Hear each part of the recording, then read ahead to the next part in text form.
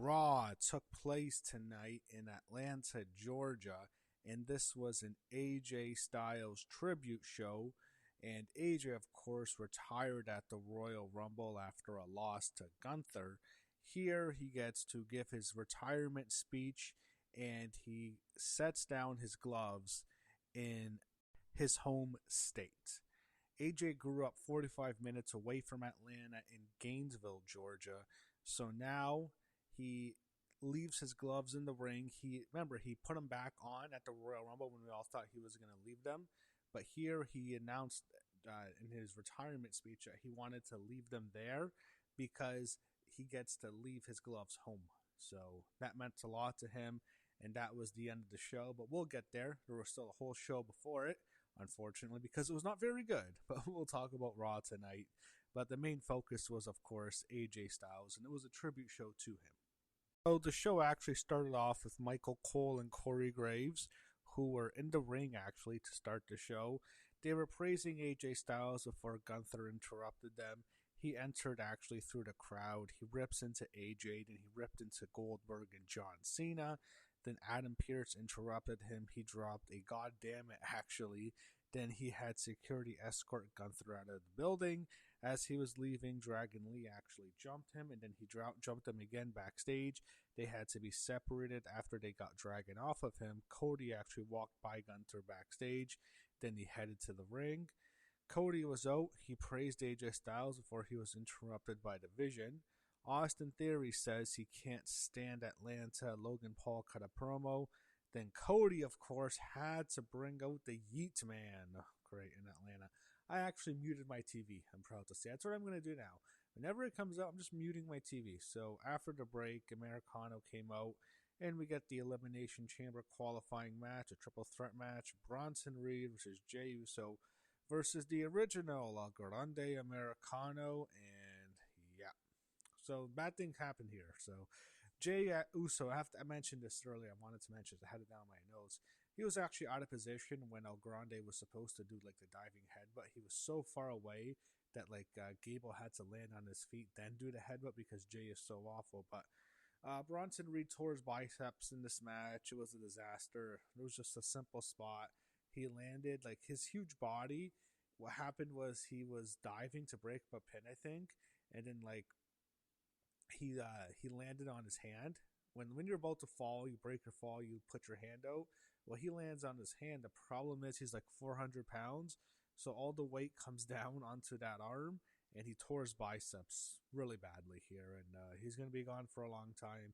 He was just coming back. Remember last year, not at the Survivor Series, not last year, the year before, when he broke both of his ankles, when he did the tsunami, then he came back after a while.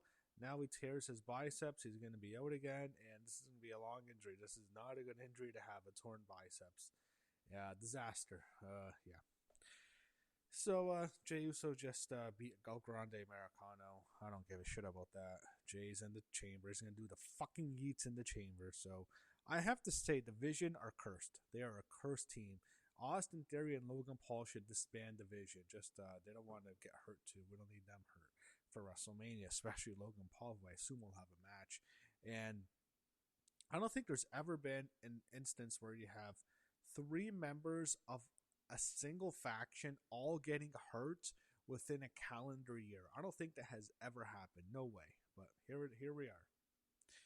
So they show us throughout the night, they showed us AJ Styles, some of his career highlights in WWE.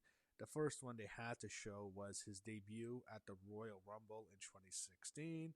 Great moment when he debuted, and that was came out as number 3, got that massive pop in Orlando. One of the best. It has to be the greatest Rumble debut ever, and one of the best Rumble surprises ever. Maybe the best. I would actually say it is the best. I can't think of anything better. Just as a surprise and what it led to after that, it was great. They show Nakamura, who's one of AJ's best rivals, and Bobby Roode backstage. This is, of course, the AJ tribute show. They show CM Punk arriving with Tyler Reddick, and a NASCAR driver. Liv Morgan was out next with Dom. After the break, they show us the translation from last week's segment with Stephanie and Liv. Dom then calls out both Stephanie Vaquer and Jade Cargill out to the ring for Liv to make her decision. Stephanie was out first, followed by Jade. Liv says she was vulnerable about what Stephanie said last week. Liv actually cuts a babyface promo putting over Stephanie. Then she turns to Jade before turning around and taking a cheap shot at Stephanie, hitting her in the face with the microphone. Jade smiles kind of and leaves the ring as Liv beats down Stephanie. Then she hits Oblivion, and we have our second match now set for WrestleMania. Stephanie Vaquer defends her Women's World Championship against the Royal Rumble winner for the woman, Liv Morgan. I really like this segment. One of the few segments before the last segment that I actually did like. I thought this was actually good. Not the best one, but I thought Liv did well here. I thought last week was really good, really intense with Stephanie cutting that promo in Spanish and Liv crying. Here I thought this was a good follow-up, and I'm glad to just set the match up. It's official. So whoever wins the Women's Chamber is facing Jade at WrestleMania. Backstage, Byron Saxton was interviewing Javon Evans, then some rapper named Offset appears. I guess he's a big deal. I don't pay attention. I don't know who that is. At least it wasn't Travis Scott. I'll say it like that. New Day appears and insult him. He says New Day sucks. It leads to a match. Maxine Dupree was out next. Then they show multiple stars in a video package putting over AJ Styles, current and former WWE stars. Natty was out next. And then we go to a break. Then they show us footage of, actually we're back from break. Then they show us footage from AJ Styles defeating Jinder Mahal for the WWE Championship on an episode of SmackDown in late 2017. I remember that. That was the worst title reign. It has to be the worst title reign I've ever seen. The Jinder Mahal year, almost, I felt like just an eternity he was champion. that reign of terror that AJ ended. And that was actually on a SmackDown that was taped, by the way. I remember reviewing it on LRMania in like my first year. That was a horrible title reign. Thank you, AJ, for ending it. So we see backstage Mishin. She was interacting with some of the former Bullet Club members. I think I saw Tama Tonga and Tongaloa, I think. But then she sees Gallows and Anderson backstage, and she reunites with them. She gives them a hug. That was cool seeing them there. Of course, those guys are really close with AJ. And you know what? It's funny because I think Gallows was trashing WWE in interviews, so it's kind of awkward to see him back here so fast. But there they were, and it was cool. You know, those guys are really good friends of AJ, so that was a nice moment. Then we get Natty Maxine. Oh, this was a disaster. So Maxine just got knocked out quickly after hitting the ring post on the outside. Match was called off. I thought Natty would continue to beat her. Yeah, Natty's nothing. This gimmick sucks. There's nothing much to say here. Judgment Day was in the back. Raquel is hyped up before her match. JD apologized to Finn after last week. Dom confronted them about leaving him hanging last week. They apologized to him. Finn is teasing a face turn. He stands up to Dom. Then they have to promote Zuffa Boxing. Okay, because it's TKO. And by the way, I guess Floyd Mayweather is fighting Manny Pacquiao this year in September. So the rematch of the most boring fight ever. I had to mention that. The most boring boxing fight ever. Yeah, great. We got an Oba Femi video package. Backstage, Adam Pearce says both him and Nick Aldis will open the crate at the Chamber. Then Rusev and Oba had a confrontation. He sets up the match for another time. Then we get to the worst part of the night easily. This sucked. Brock Lesnar was out next with Paul Heyman. He had to bring up Brock conquering the streak, and it still got boos in the year 2026. Broke the streak 12 years ago now. Still, people are pissed off about it. They bring up Brock's schedule, him heading into Mania. They almost promoted it like it was this retirement tour or something. Then Paul says nobody has the balls to face Brock Lesnar at WrestleMania, and he was right. He buries the entire WWE roster because no one fucking shows up. This is stupid. This was a horrible segment. He's just burying everybody, calling everyone a pussy. No one shows up. Like, no one wants to defend their honor. He's calling out the whole locker room and no one came out. I thought Oba Femi was coming out. Fans are chanting for Oba. That's the match they want. It came off to me as WWE really doesn't know where they want to go with Brock Lesnar yet. They don't have a match scheduled. So it's as if they were just like letting the fans kind of dictate where it goes. They're just, hey, they're telling the fans, You choose. We don't know what to do with Brock. I don't know. This was a shitty segment. We got a Becky Lynch video promo on AJ Lee before the Chamber. Javon Evans is up next with Offset. We get Javon Evans against Kofi Kingston. Offset stopped the New Day from interfering. Then Javon Evans hit the OG cutter on Kofi for the win, and they celebrate after Javon and Offset. They show us more footage of several more of the wrestlers praising AJ Styles, past and present again. Too many to name, but so many well-known names. Then they had Frankie Kazarian backstage, and he knocks on a closet door, and we see the Monster Abyss making his WWE debut. Yeah, it's Chris Parks. He's a WWE producer, but it's still cool to see the Monster Abyss on WWE television. It's not something you'd ever see. I always want to see Abyss take on Kane. It's a one match. That's a dream match we'll never get. I wanted to see that one day. Anyway, CM Punk was out next. Then they go to break. They show footage of AJ Styles against John Cena at SummerSlam in 2016. AJ won that match. Great matchup with the two of them there. Then we got we go back. We get a Finn Balor video promo on CM Punk and the Judgment Day. Then Punk talks. He puts over AJ. Then he cuts a promo on Finn. He brings up Roman, and it was nothing. Like, I'm thinking, this is such a nothing show. That's a second nothing segment. First with Brock Lesnar, then later in the show, later with CM Punk. Nothing promos, nothing segments. Why? Why even have them out here? Just give some more time to the matches. I mean, they don't need to be on this show. This was just another, like, why is this happening? Why? Oh, my God. This is not good. They show Petey Williams, Jeremy Borash, both, of course, former TNA guys, and Omos backstage, AJ's former tag team partner. Then Kairi Sane and Raquel Rodriguez were out after... Actually, first Io Sky was out. She was out first. Then they went to break, and then Kairi came out. Then after the break, Raquel came out. So it tells you right now who's taking the fall here.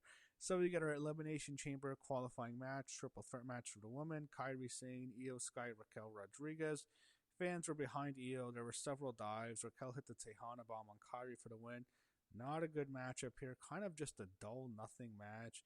I didn't like this. No, I wish Io won. The match isn't going to be as good. I don't see why Raquel has to win. I hope she's not winning. She might. I think she's one of the favorites, unfortunately, because I'm afraid if she wins, she's not going to challenge Jade. I think she's going to want to make the Liv match a triple threat, and I really don't want to see that. I don't need to see Raquel, Liv, and Stephanie in a match. I'd rather just it be Stephanie and Liv. Anyway, Raquel won. Michael Cole then announced that Bronson Reed has a biceps tear. He'll be out indefinitely. That was pretty obvious with the way he was selling his arm. He knew it was bad. You can tell.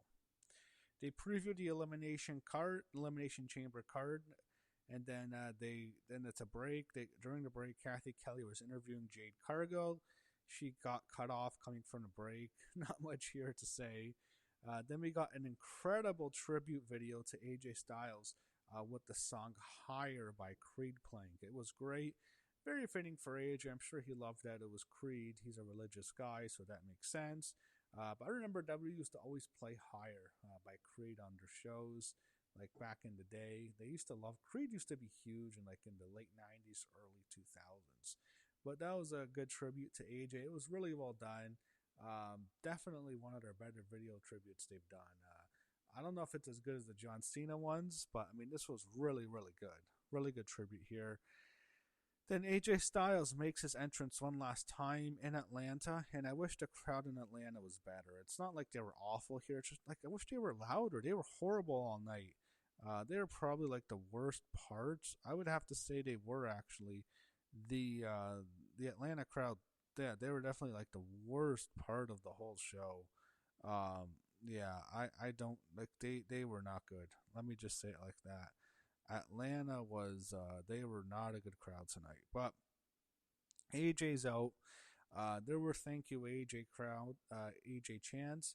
He actually brought up growing up in Gainesville. Then he brought up TNA, some of the guys he wrestled there. Then he brought up New Japan Pro Wrestling, going there, having the matches there. Then he talked about his family. He praises his wife, Wendy, tells his kids he loves them. And then he brings up the Gunther match, and he mentions not going out the way he wanted to. But he did bring up how it was the 10-year anniversary since he debuted. He went out where he started at the Royal Rumble 10 years ago. He debuts. 10 years later, he retires at the Royal Rumble, which is fitting. AJ then put his jacket down in the center of the ring, and then he's talking about why he put his gloves back on at the Royal Rumble, and he said he wanted to take them off home. So he takes off his gloves, leaves them in the ring, then he thanks the fans, and then we see the graphic, the executive producers, and it looks like the show is over. AJ poses on the turnbuckle, and it looks like that's it for Raw. Nice ending. But no, the show wasn't over. Even after he thanked the fans, all the roster walks on stage, gives him a standing ovation, and looks like this is a nice moment. But then, the Undertaker's the gong goes off. Dong. Wait, what? The gong just went off. And the lights go out. Then the Undertaker appears on his motorcycle. And the American Badass song. This is just weird thinking, what? Why? Undertaker? And I'm thinking, oh my God, they're not going to run this back 6 years later. We're going to get another Boneyard match. Undertaker and AJ in front of a live crowd. I'm thinking, are you serious? Is what they're going to do? Oh no. Anyway, Undertaker gets in the ring and he mentions the AJ's gear in the ring. Says they have unfinished business. Oh shit. He teases another match, but then he informs AJ Styles that he is in the 2026 WWE Hall of Fame. If you remember, he informed Stephanie McMahon back at WrestlePalooza that she was the first inductee into the Hall of Fame. Undertaker doing the surprise. Now he is the surprise for AJ Styles, who is in the Hall of Fame. He's the second official inductee. I don't know who's the headliner. I assume it would be AJ. And that was nice. Nice moment. Really cool there. AJ's thrilled. He's happy. His family gets in the ring with him after Undertaker leaves. And AJ celebrates with his family. And the show ends. Really nice, wholesome moment. AJ looks genuinely surprised. He's in the Hall of Fame. Really happy to see that. Definitely well deserved. And a really great ending to not a good show. A bad Raw, I thought, for the most part. But an incredible ending that definitely saved it. Then we actually, before the show officially ended, we got another Kerwin Selfies graphic. Very classy of them to do that. He was their director, actually. On SmackDown review, I said he was the producer. He was actually the director there for many years. So definitely a nice tribute. And this Raw show was the AJ Styles tribute show. That was definitely the best part because the rest of the show was pretty damn forgettable. It was not good. A lot of wrong. Some injuries, of course, but I didn't like how a lot of stuff was booked. But the ending was great. There's no doubt about it. It was a great moment for AJ Styles officially retiring and not doing his big retirement speech in Georgia. That's it. He puts his gloves down. He puts them down home. And he celebrates with his family as he is in the 2026 WWE Hall of Fame. All you can say about his career, it was phenomenal. His run in WWE was phenomenal. His run before WWE and TNA and New Japan Pro Wrestling, phenomenal. And I'll just end it with this. Thank you, AJ.